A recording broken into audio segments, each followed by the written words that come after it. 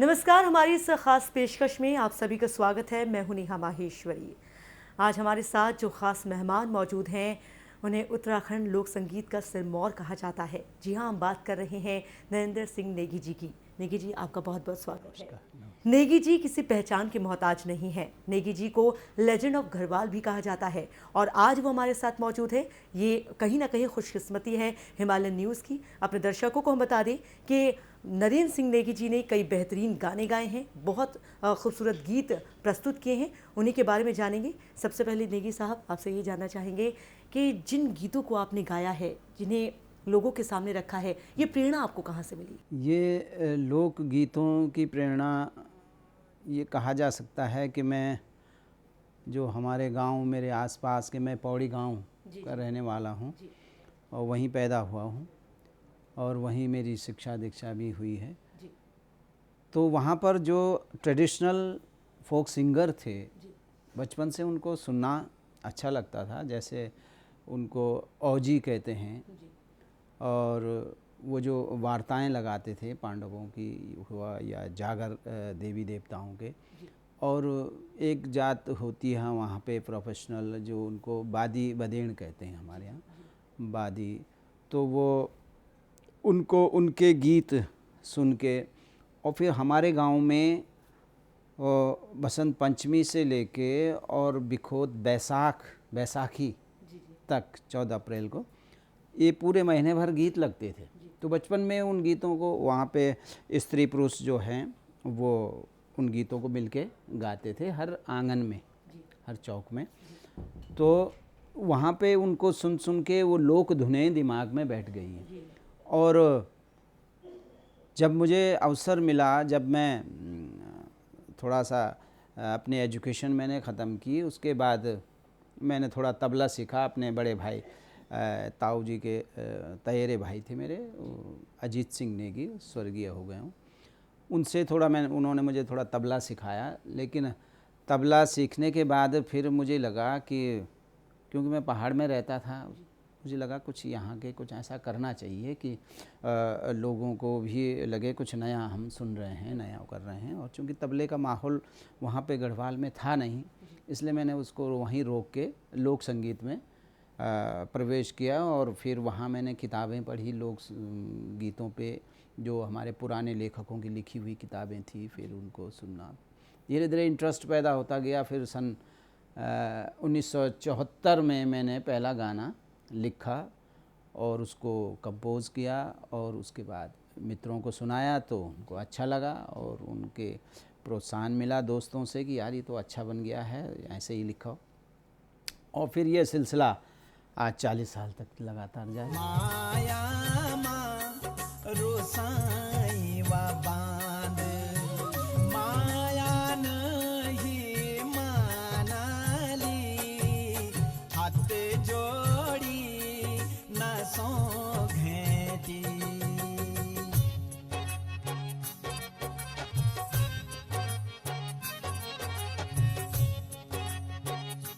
क्या पहले कभी आपने सोचा था कि आप इतने बड़े गीतकार बन जाएंगे कि उत्तराखंड में आपकी एक अलग पहचान होगी, आप एक प्रेरणा स्रोत होंगे उत्तराखंड के लोगों के लिए? नहीं, बड़ा गीतकार तो मैं अपने आप को नहीं मानता। हाँ, गीत लिखता और गाता ज़रूर हूँ, लेकिन बड़ा छोटा तो लोग बनाते हैं, जनता बनाती है। और लेकिन क्या आपको मालूम था कि इतना प्यार आपको लोगों को इससे मिलेगा? नहीं, मुझे नहीं पता था कि लोग इस तरह पसंद करेंगे, क्योंकि उस दौर में जब हम लोग गाते थे तो लोग ये कहते यार ये गढ़वाली गाना बंद करो, कोई फिल्मी गाना सुनाओ। तो ये एक वो दौर भी था। और ऐसे माहौल में जबकि लोग धीरे धीरे करके अपनी बोली भाषा से मुंह मोड़ रहे थे और हिंदी या दूसरी भाषाओं की तरफ आकर्षित हो रहे थे, उसके लिए दूरदर्शन भी बड़ा क्योंकि ज़्यादातर प्रोग्राम दूसरी भाषाओं के दूरदर्शन पे आते थे। गढ़वाली कुमाऊनी में कोई ऐसे कार्यक्रम नहीं थे, तो लोग फिर उससे फॉलो करने लगे। जो उस समय दूरदर्शन ही था, अब तो बहुत सारे चैनल हो गए। तो वो उस माहौल में हम लोगों ने ये शुरू किया और धीरे धीरे लोगों को लगा कि यार ये अपनी चीज़ है, इस पे भी ध्यान देना चाहिए। और फिर लोग जो हैं धीरे धीरे करके मेरे गीतों की तरफ मुड़े। उनको फिर मैंने रेडियो से 77 में मैंने आकाशवाणी लखनऊ से ऑडिशन दिया और वहाँ से मैं लोकगीत गाने लग गया। धीरे धीरे लोकगीतों से शुरुआत करते हुए फिर मैं अपनी रचनाएं बनाने लग गया, और फिर वो वहाँ से फरमाइशी कार्यक्रम में जब बहुत ज़्यादा बजने लगा तो मुझे भी कॉन्फिडेंस आया कि लोग इसे पसंद कर रहे हैं, और मैंने इसको कंटिन्यू रखा।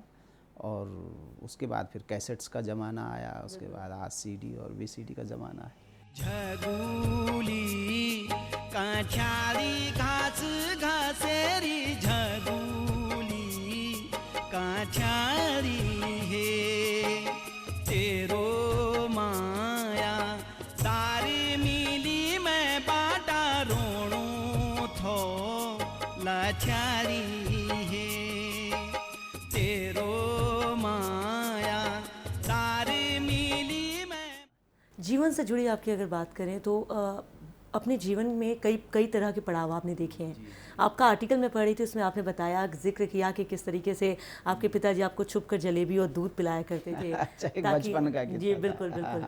तो उससे लगता है कि कहीं ना कहीं बहुत कठिनाइयों से आप आगे बढ़े हैं, और ये मुकाम हासिल करना शायद सबके बस की बात नहीं, लेकिन इसे आसानी, ये मुकाम हासिल करना भी आपके लिए आसान नहीं था। हाँ, वो बहुत बचपन का किस्सा है जो आपने पढ़ा होगा कहीं। उसमें मेरी 7 बहनें हैं और हम 2 भाई हैं। तो बड़ा परिवार था, और एक मेरे पिताजी फौजी थे, फौज में नायब सूबेदार। उनकी पेंशन बहुत कम थी उस ज़माने में, और पूरे परिवार को वो जो चाहते थे वो नहीं कर पाते थे। तो एक फ्रस्ट्रेशन सी था उनके दिमाग में, तो हमेशा बड़े उदासी देखी मैंने उनके चेहरे पे। और ये सिस्टम, ये उनकी उदासी को देखते हुए मुझे लगा कि मुझे पढ़ाई लिखाई छोड़ के कुछ करना चाहिए। और मैंने पढ़ाई के बीच में ही फिर नौकरी करनी शुरू कर दी, और थोड़ा मैंने कहा इनकी आर्थिक मदद करनी ज़रूरी है, क्योंकि बड़ा परिवार था और सिर्फ उनकी पेंशन पे हम लोग सब लोग जी रहे थे। तो उसमें फिर मैंने बीच में ही, पढ़ाई के बीच में ही नौकरी शुरू कर दी। फिर धीरे धीरे करके उनको सपोर्ट मिला, थोड़ा सा सपोर्ट मिला, और उसके बाद काफ़ी तंग हाल से हम लोग गुज़रे हैं। तो वो सारी चीज़ें, हमारा परिवार अकेले नहीं, गांव में लगभग 80% परिवार की यही दशा थी, और वहीं से गीत पैदा भी हुए। उसी गुर्बत में, उसी लाचारी में गीत भी पैदा हुए। और वो महिलाओं की दशा जो है, और महिलाओं को मैं बहुत करीब अपनी माँ के था, तो मैं माँ की जो स्थिति देखता था। सुबह उसके पास समय नहीं था, सुबह से लेके रात तक बहुत थक जाती थी। वो काम करते, जंगल से लेके, खेतों से लेके, घर से लेके। जब थोड़ा बहनें बड़ी हुई तो वो भी उसका हाथ बटाने लग गई। लेकिन उसको मैंने जो एक आदर्श मैं कहता भी हूँ कि मेरे खुदेड़ गीतों की, सैड सॉन्ग्स, खुदेड़ गीतों की नायिका मेरी माँ है, मैं ये कहता भी हूँ प्रेस से। तो उसी से, और वो मेरी सबकी माँ उस गांव में इसी तरह की थी। बहुत कठोर जीवन उनका, बड़ी हार्डशिप पहाड़ों की मैंने उन पे देखा है। और वहीं से गीत भी पैदा हुए, और वहीं से, अब चूँकि ज़्यादातर लोगों की स्थिति ऐसी थी तो लोगों ने पसंद भी किया कि हाँ ये हमारी ही गीत है, ये हम पे ही लिखा गया गीत है।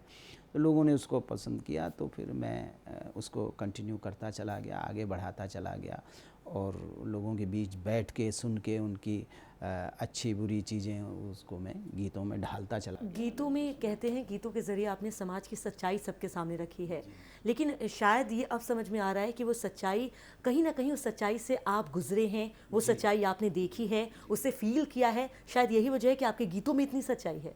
बिल्कुल आप सही कह रही हैं। उसके बाद धीरे धीरे करके जब हमारा राज्य की बात हुई और स्टेट, अलग स्टेट की मांग हुई, क्योंकि ये मैं अपनी नौकरी के दौरान भी देख रहा था कि पहाड़ों के साथ अन्याय हो रहा था, और जो पहाड़ी क्षेत्र हैं वो विकास से कोसों दूर हैं, वहाँ का विकास किस ढंग से उपेक्षित है, ये जब मैंने महसूस किया तो मुझे लगा कि इस पे भी कहीं ना कहीं, भले मैं बहुत छोटे लेवल का आदमी था, लेकिन मैंने कहा मैं अपनी बात तो अपने गीतों के माध्यम से ज़रूर कहूँगा, क्योंकि लोग मुझे सुनने लग गए थे।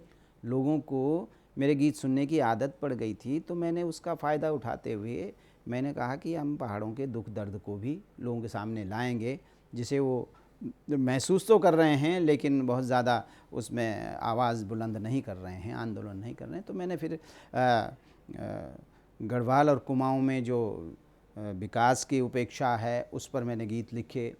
फिर टिहरी जैसा बड़ा डैम बना उत्तराखंड में और उसमें हज़ारों परिवारों को उनके घर गांव से निकाल दिया गया, बेघर कर दिया गया कि जाओ तुम कहीं दूसरी जगह बसो। उस पे मैंने गीत लिखे। ये दौरान नौकरी का ही दौरान था, मैं सर्विस में था। और उसके बाद उत्तराखंड आंदोलन हुआ, उसके बाद शराब का प्रचलन हुआ पहाड़ों में बहुत ज़्यादा। गवर्नमेंट ने वहाँ पे शराब जो है बिकवानी शुरू की, ठेकों में देना शुरू किया। पहाड़ों में वृक्षों का कटान ठेकों पे सरकारें देने लग गईं, वृक्षों का कटान हुआ, डिफॉरेस्टेशन हुआ। और ये सब चीज़ें नौकरी में रहते हुए देखते देखते मुझे अंदर से लगा कि इसका विरोध होना चाहिए।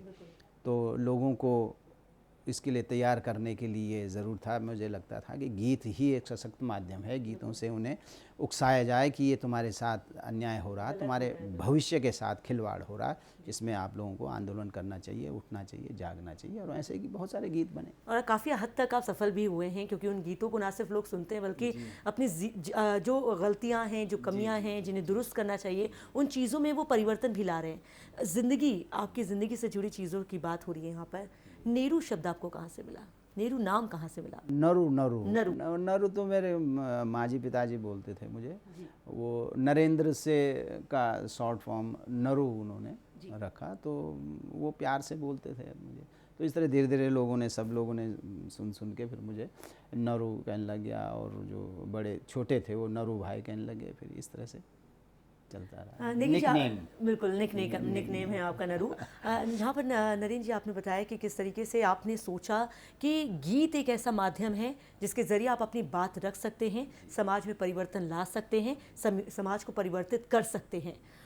एक गीत जो आपने गाया जिसने ना सिर्फ समाज बल्कि राजनीति तक को हिला कर रख दिया, राजनीतिक पार्टियों को हिला कर रख दिया।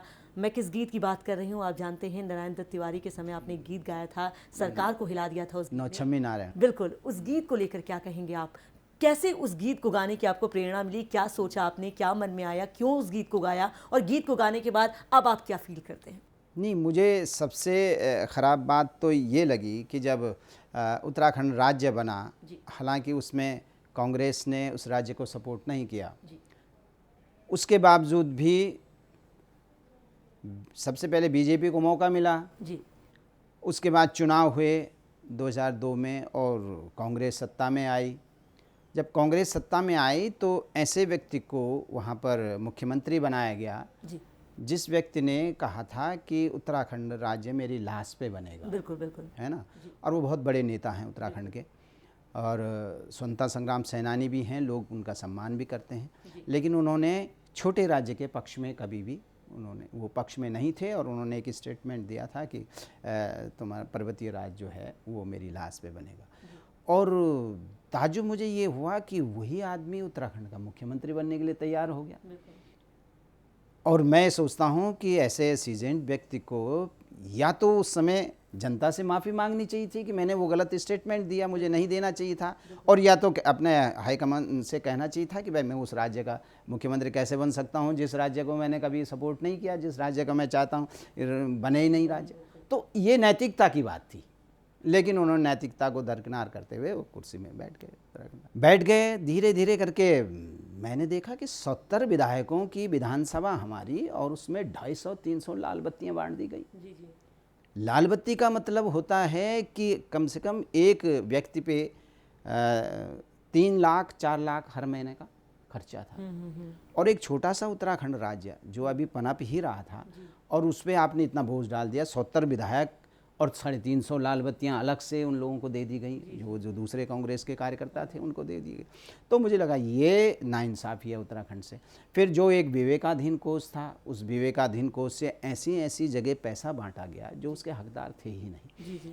वो बात भी चुभी, वो बात भी लगा कि ये सब गलत हो रहा है। और ये सब कुछ जानकारियाँ जो हैं वो आजकल जो इन्फॉर्मेशन का जो राइट है, राइट इन्फॉर्मेशन, उससे हमने हासिल की और पता लगाया कि ये सब कुछ गलत हो रहा है उत्तराखंड राज्य में। इतने सीजेंट मुख्यमंत्री हैं, इतने अनुभवी मुख्यमंत्री होते हुए भी, और राज्य का पैसा इस तरह से बर्बाद किया जा रहा है। तो इस पे एक गीत होना चाहिए। और मैंने वो गीत बनाया, और गीत बनाने के बाद जब वो मुख्यमंत्री थे, मुझे लगा कि मैं नौकरी में रहते हुए इस गीत को बाहर नहीं गा पाऊँगा और पब्लिक में नहीं कर पाऊँगा, तो मैंने फिर नौकरी से हटना ही उचित समझा। और उसके बाद मैंने नौकरी से VRS लिया और मैं 5-6 साल पहले नौकरी छोड़ दी मैंने। और उसके बाद में फिर ये गीत को मैं पब्लिक में लाया, पब्लिक को, क्योंकि मैंने जो भी कहा वो केवल मेरे मन की बात नहीं थी, वो जनता भी यही महसूस कर रही थी। वहाँ की किसी दुकान में बैठो तो यही चर्चा, कहीं पे बैठो तो यही चर्चा, हर के ज़ुबान पे था, लेकिन उनके पास वाणी नहीं थी, उनके पास लेखनी नहीं थी, इसलिए वो वहाँ पे कह देते थे। मेरे पास ये था और लोग मुझे सुनते थे, इसलिए मैंने कहा कि ये मुझे गाना चाहिए। और मैंने वो गीत बनाया और उसको गाया, और लोगों ने बहुत अप्रिशिएट भी किया, और उसकी चर्चाएं भी हुई, और महसूस भी किया, इम्पैक्ट भी हुआ। इम्पैक्ट ऐसा मानता हूँ मैं कि उसके बाद बीजेपी का साहस नहीं हुआ लाल बत्तियाँ बांटने का। उसके बाद दोबारा इस समय कांग्रेस आई, कांग्रेस भी डर डर के लाल बत्ती बांटने का अभी तक साहस नहीं कर पाई। अब वो शुरू कर रहे हैं फिर बांटना, लेकिन वो 50 से नीचे नीचे ही वो ख़त्म हो जाती है। तो वो स्वीकार करें ना करें, लेकिन जनता जानती है कि जो उस समय 250-300 लाल बत्तियों का जो हस्र हुआ, ऐसा ना हो कि आगे भी हो, इसलिए वो लोग बहुत डर डर के 40-50-60 इस यहाँ सिमट गए हैं। तो इम्पैक्ट तो पड़ा है उसका। यानी परिवर्तन की ये शुरुआत थी, और ये परिवर्तन आज भी जारी है। ये परिवर्तन देखने को मिल रहा है। जो गीत सबकी ज़ुबान पर छाया उत्तराखंड में, जिस गीत ने इतना हल्ला मचाया, या कहें कि हल्ला बोल कि राजनीतिक पार्टियां तक को हिला कर रख दिया, उस गीत की कुछ लाइनें तो बनती हैं। कल जुगी ओ तारी रे नौ छमी नारेणा, उत्तराखंडी मुरारी रे नौ छमी नारेणा। कल जुगी ओ तारी रे नौ छमी नारेणा, उत्तराखंडी मुरारी रे नौ छमी नारेणा। छल बलि नारेणा रे नौ छमी नारेणा, तिले धारू बोला रे नौ छमी नारेणा। चलिए, राजनीतिक पार्टियां और राजनीति को तो आपने अपने गीतों से हिलाया, लेकिन इसके अलावा आपने कई व्यंग भी किए हैं। चुनाव के दौरान किस तरीके से शराब बांटी जाती है अलग अलग उम्मीदवारों की तरफ से, और कैसे उसका ब्रांड चेंज होता है, कैसे उसकी क्वालिटी में अंतर देखने को मिलता है, वो भी अपने गीतों के जरिए आपने बताया। तो ये दिमाग में कैसे आया, क्यों गाया इस तरह का गीत आपने? ये मैंने देखा है, अपनी आंखों से देखा है, राजनीतिक दल शराब बांटते हुए ठीक इलेक्शन के टाइम पे, और पेटियां की पेटियां। अब जो बड़ी बड़ी राष्ट्रीय पार्टी थी वो तो विस्की और रम पिला रही थी लोगों को, लेकिन जब छोटे छोटे दलों ने देखा, निर्दलियों ने देखा कि यार ये तो शराब बांटना शुरू कर दिया, और शराब पहाड़ की कमज़ोरी है, पहाड़ के लोगों की, तो उन्होंने भी फिर कच्ची बांटनी शुरू कर दी। उन्होंने कहा भाई हम तो इतने महंगे नहीं बेच सकते, लेकिन थोड़ा। तो एक माहौल, इतना गंदा माहौल लोकतंत्र में इन नेताओं ने बनाया कि शराब बांटो और उनसे वोट लो, शराब बांटो और वोट लो। और ये इसमें नेताओं के साथ साथ हमारे लोग भी जिम्मेदार हैं, वो वोटर भी जिम्मेदार हैं, जो इस तरह से अपने आप को बेच देते हैं एक शराब की बोतल में, तो वो लोग भी जिम्मेदार हैं। लेकिन उनको ऐसी आदत डालने के लिए मैं नेताओं को जिम्मेदार मानता हूं कि उन्होंने जनता को इस तरह से उनकी कमज़ोरी का फ़ायदा उठाते हुए उनको शराब में डुबोया, उनकी आदतें इस तरह ख़राब की। और उस पर जो गाना बना था, हाथन हुसिक पिलाई फूलन पिलायो रम, हाथन हुसिक पिलाई फूलन पिलायो रम, छोटा दल निर्दल दिदोन कच्ची मटर काया हम, छोटा दल निर्दल दिदोन कच्ची मटर काया हम, ऐसु चुनो मजई मजा हो, ऐसु चुनो मजई मजा, दारू भी रुपया भी ठम ठम, हाथन हुसे के पिलाई फूलन पिलायो रम। निकी जी, आप तमाम सारी चीज़ें देखते हैं, क्योंकि वो आपके गीतों में झलकता है। आपने तमाम सारी चीज़ों को ना सिर्फ देखा है बल्कि महसूस किया है, और कैसे उसमें परिवर्तन लाया जा सकता है उस चीज़ को भी आपने यहाँ बयां किया है अपने गीतों के ज़रिए। उत्तराखंड जब अलग हुआ तो सोचा था कि खूबसूरत सा राज्य होगा जहाँ समृद्धि होगी, खुशहाली होगी, लेकिन इतने साल बीत जाने के बाद 9 नवंबर एक बार फिर से उत्तराखंड राज्य बनने का हम खुशी मनाएंगे, लेकिन क्या ये खुशी मायने रखती है? वैसे राज्य में जहाँ पानी नहीं है, जहाँ समस्याएं हैं, जहाँ लोग पलायन कर रहे हैं, जहाँ लोगों को उनका हक नहीं मिल पाया है, इसके लिए आप किसे जिम्मेदार मानते हैं? क्या ये सरकार की इच्छा शक्ति की कमी मानते हैं आप? इसमें मैं सबसे बड़ी कमज़ोरी तो सरकारों की मानता हूँ। और मैं आपको बताऊँ कि इस राज्य में को अभी पैदा हुए बहुत कम समय हुआ है। बिल्कुल। 13 साल हुए होंगे। जी जी। और यहाँ पर मुख्यमंत्री बदलते चले गए, 8-9 मुख्यमंत्री हो गए उत्तराखंड में इतने छोटे से पीरियड में। तो यहाँ पे सरकारों का ज़्यादातर समय अपनी कुर्सी बचाने में लग रहा है। वो राज्य के विकास के बारे में सोचने का समय नहीं है, अपनी कुर्सियाँ बचाने में जी उनका ज़्यादा समय लग रहा है और उसी दंड फंद में लगे हुए हैं सारे नेता लोग। जी। तो विकास की अवधारणा जो है उनके दिमागों में, उनके मस्तिष्क में, कभी कोई नेता कभी इतनी गंभीरता से नहीं सोचता है कि मैं किस ढंग से उत्तराखंड का विकास करेंगे जी। किस ढंग से उत्तराखंड पहाड़ी राज्य है ये, तो इसका विकास किस ढंग से होना चाहिए। क्या मैदानी राज्यों की तरह होना चाहिए या पहाड़ की एक अलग से योजनाएं बननी चाहिए। और आजकल डामों का बहुत बड़ा भारी वो चल रहा है, उसमें सरकार ये सोच रही शायद इसी से विकास संभव है और कोई तरीका है नहीं। लेकिन जिन राज्यों में डाम नहीं है वहाँ भी विकास हो रहे हैं। लेकिन यहाँ पर एक छोटे से राज्य में, मैं एक मैगजीन में पढ़ रहा था, 500 से ज़्यादा डैम प्रस्तावित हैं और देर सवेर उन पे काम भी होगा और वो डैम बनेंगे भी, वहाँ से लोगों को पलायन भी करना पड़ेगा, वहाँ से लोग हटाए भी जाएंगे। तो एक तरफ सरकार कहती है पलायन रोकने की बात कहती है, दूसरी तरफ पलायन कर रही। आप अपना विकास का ढांचा इस तरह से बनाएं कि लोगों को छोड़ना ना पड़े, पहाड़ नहीं छोड़ना पड़े, वो अपने घर पे रहें, अपने ही उसमें रहें। तो ऐसा मॉड्यूल जो है वो सरकार की जिम्मेदारी है, सरकार बनाए, क्योंकि इम्प्लीमेंटेशन सरकार को ही करना है। तो सरकार की रिस्पॉन्सिबिलिटी है कि वो ऐसा मॉडल बनाए उत्तराखंड का कि यहाँ पे एक तो विकास तेजी से हो, द्रुत गति से हो, और उसके लिए पहाड़ को क्षति ना पहुंचे, ये भी ध्यान रखना पड़ेगा विकास का। और जिस ढंग से आज सड़कें बन रही हैं, तो जिस ढंग से ब्लास्ट किए जा रहे हैं, सारे पहाड़ हिल रहे हैं, जिस ढंग से अभी आपने केदारनाथ आपदा देखी है,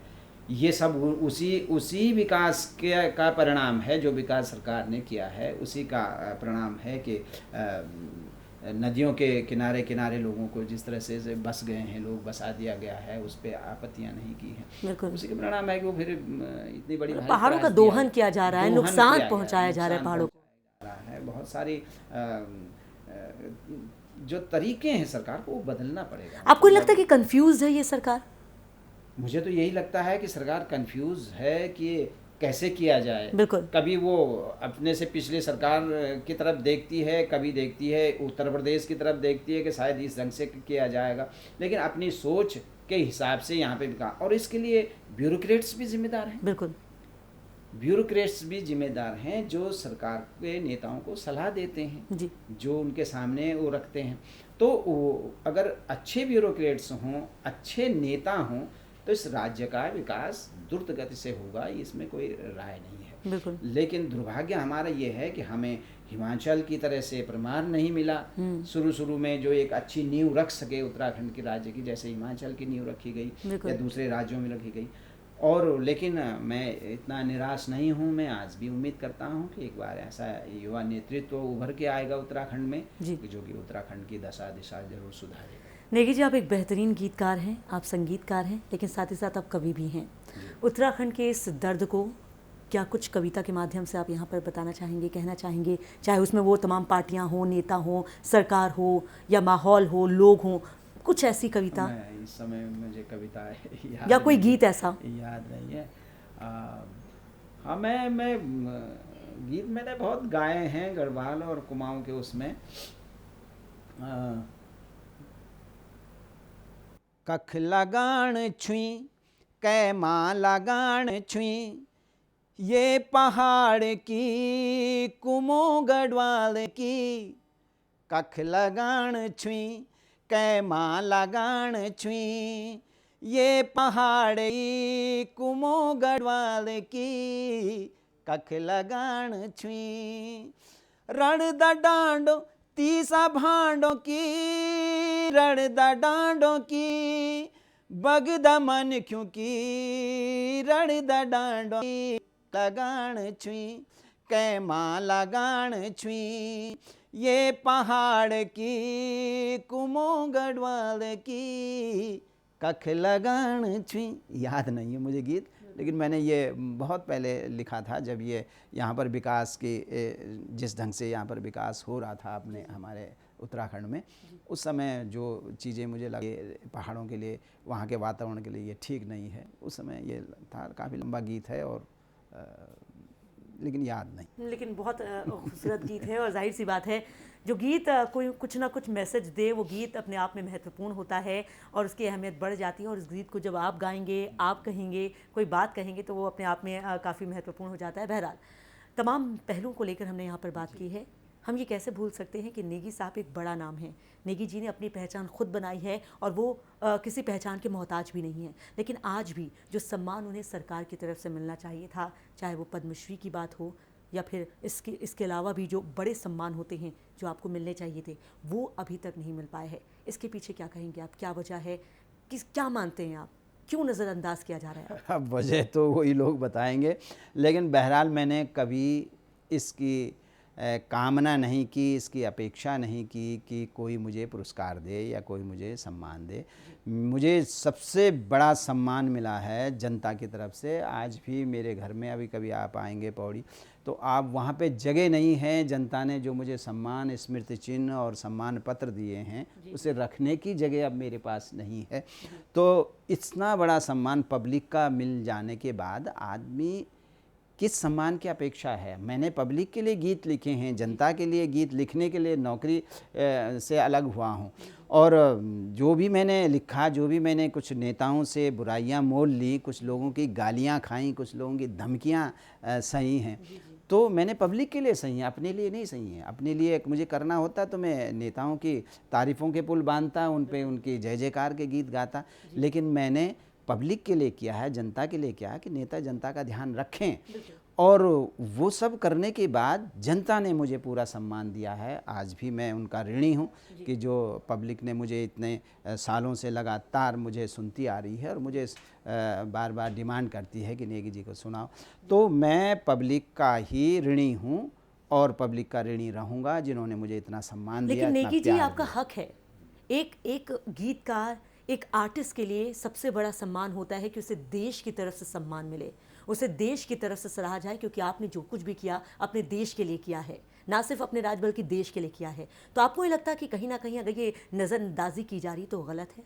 नहीं, अब आप अगर बहुत छोटी मानसिकता से देखेंगे कि उन लोगों की छोटी मानसिकता से देखेंगे तो वो यही सोचते हैं यार कि जो आदमी, जो कलाकार हमारे खिलाफ गीत लिखता हो उसको पुरस्कार क्यों दिया जाए, जो हमारी पार्टी का नहीं है उसको पुरस्कार क्यों दिया जाए या क्यों उसके लिए वो किया जाए। तो उन लोगों की सोच इतनी है।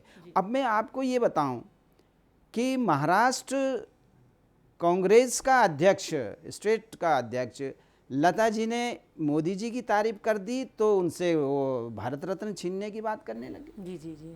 अब देखिए, जहाँ नेताओं की ऐसी मानसिकता है कि आप अगर किसी दूसरी पार्टी, हमारी सरकार के खिलाफ कोई दूसरी पार्टी की तारीफ करेंगे तो आपसे आपका पुरस्कार छीन लिया जाएगा। तो ऐसी मानसिकता के लोगों के हाथों से पुरस्कार लेने में किसे अच्छा लगेगा, है ना? तो ऐसी मानसिकता के अगर हमारे नेता हैं तो मुझे तो लगता है कि ऐसे पुरस्कार की मुझे तो ज़रूरत नहीं। कहीं ना कहीं यही वजह है कि हरीश सरकार होने के बावजूद कहीं ना कहीं वो गीत जो आपने शुरुआत में गाया एनडी तिवारी को लेकर, वो गीत अभी भी कांग्रेस भूल नहीं पाई है, हरीश सरकार भूल नहीं पाई है, मजबूर है।